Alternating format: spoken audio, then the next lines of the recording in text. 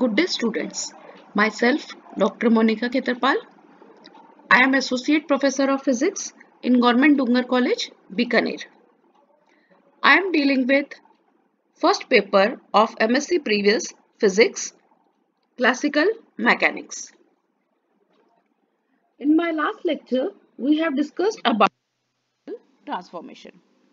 Canonical transformation means that we are changing from one set of coordinate small q p to a new set of coordinate which are denoted by capital Q and capital P. Q means generalized coordinate and P means generalized momenta. Now, in my today's lecture, we will discuss the condition for transformation to be canonical. There are various conditions to prove that given transformation is canonical. The method we are discussing today is the exact differential condition. What is the exact differential condition? It states that summation over j capital Pj dqj minus small pj dqj or the factor summation small pj dqj minus capital Pj d of capital Qj. This must be an exact differential of a function f. This condition is termed as exact differential condition. Now we will prove this condition. In order to prove this condition, I am taking the condition of canonical transformation. The condition for canonical transformation is summation Pj Qj dot minus h minus capital Pj Qj dot minus k, this equal df upon dt. Here f is the generating function. I am taking the condition when this generating function does not contain time.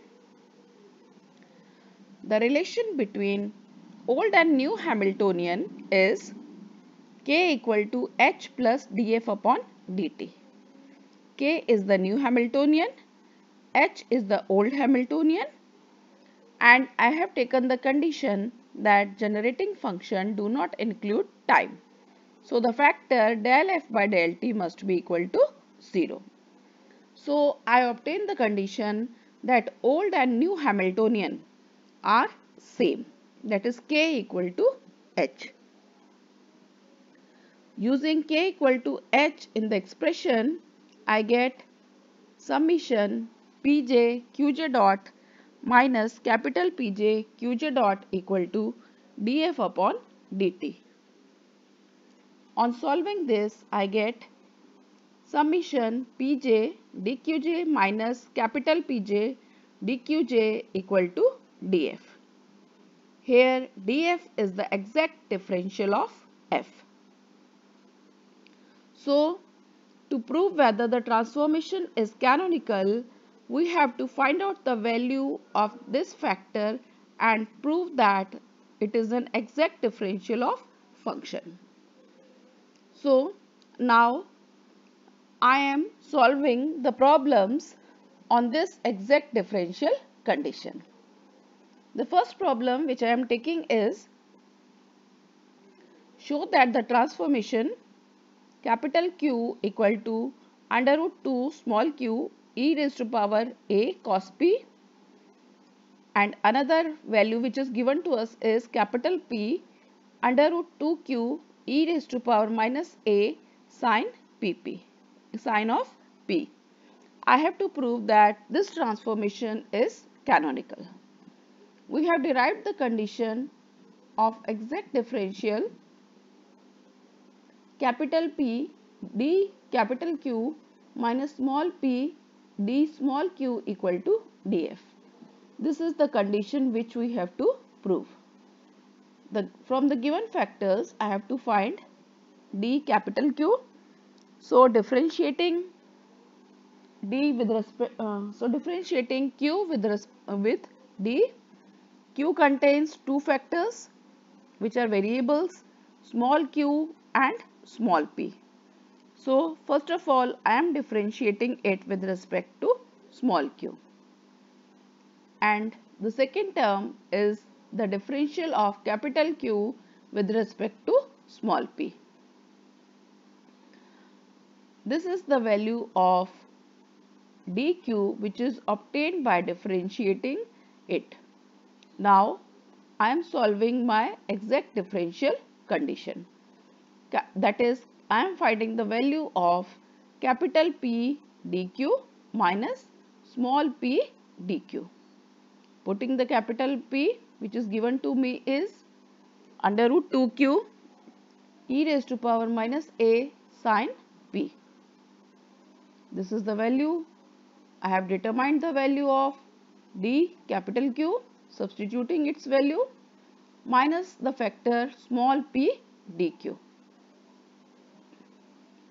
Now opening the bracket, I get the term sin p cos p dq minus 2 small q sin square p dp minus p small p dq. The first term can be written in the form of sin 2p.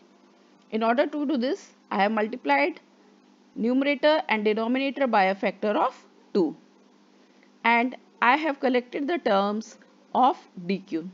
So this factor becomes sin 2p upon 2 minus p dq being common. The remaining factor is minus 2q sin square p dp. I can express my first term as partial derivative with respect to q, half q sin 2p minus pq.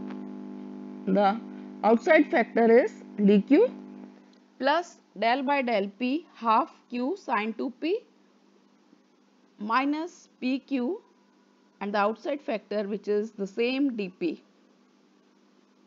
So I got my function f to be half q sin 2p minus pq.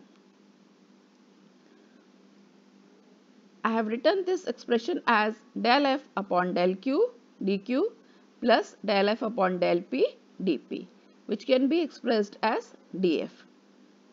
So I have expressed the given transformation in the form of exact differential condition. Hence, we can say that the transformation which is given to us is canonical. Now, I am moving over to the next problem. The next problem states that show that the transformation capital P equal to 1 upon P and capital P given to me is QP square is canonical. I am solving this by using the exact differential condition. The condition is small p dq minus capital P d of capital Q is equal to df. The given factor is capital Q, so I have to find dq. Differential of dq is minus 1 upon p square dp.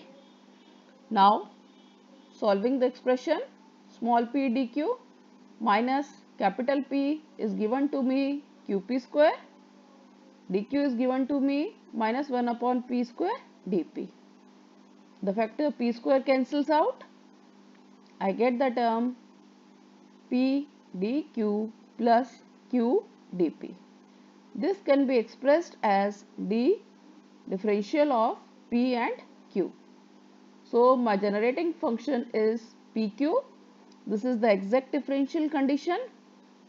Hence, the transformation which is given to me is canonical in nature.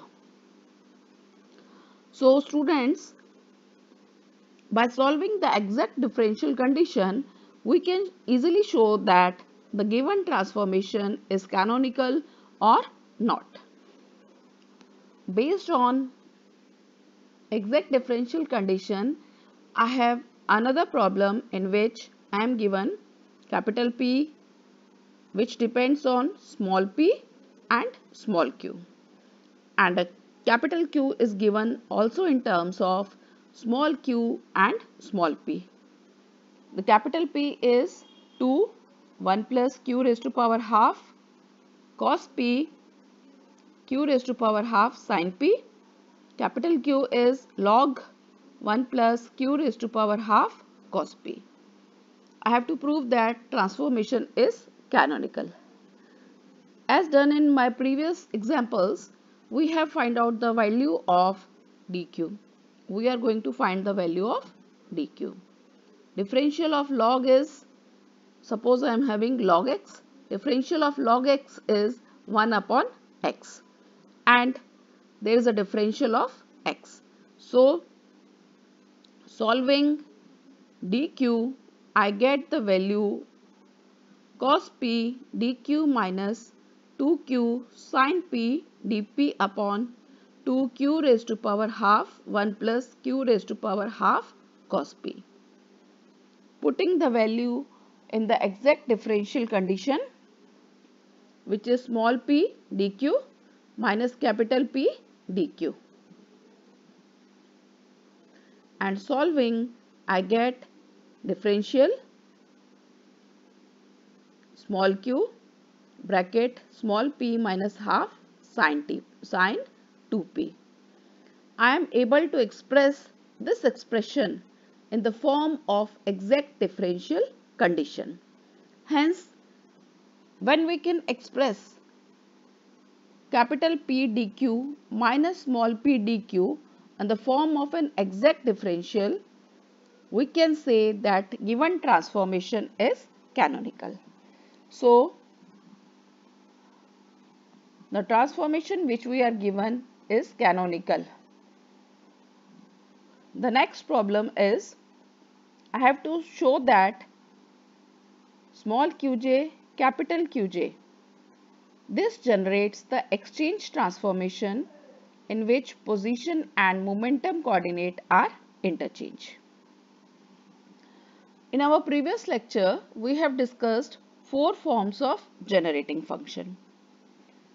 Generating function generates canonical transformation. It depends on old coordinate, n number of coordinates will be old and n number of coordinates will be new and one factor will be time. This is the first form of generating function. So, f is equal to f1, small q, capital Q and t. This is the first form of generating function. And in this first form, we have derived our expressions as small pj equal to del f1 upon del qj and capital Pj to be minus del f1 upon del capital Qj. The function is f1. We will solve these equations. Small pj is del f1 upon del qj. Differentiating f1 with respect to q, I get capital Qj. And similarly, solving the other expression, capital Pj is minus del f1 upon del qj. Differentiating f1 with respect to qj, I get minus qj. So, the old coordinate, which is small qj, becomes new momenta and old momenta becomes new coordinate. That means position coordinate and momenta are interchanged. And this was the statement of our problem, in which we have to show that position coordinate and momenta are interchanged. So we have proved that position and momenta coordinate are interchanged. So in order to prove that transformation is canonical or not, we have to solve the exact differential condition. The statement of exact differential condition is small pj dqj minus capital Pj dqj.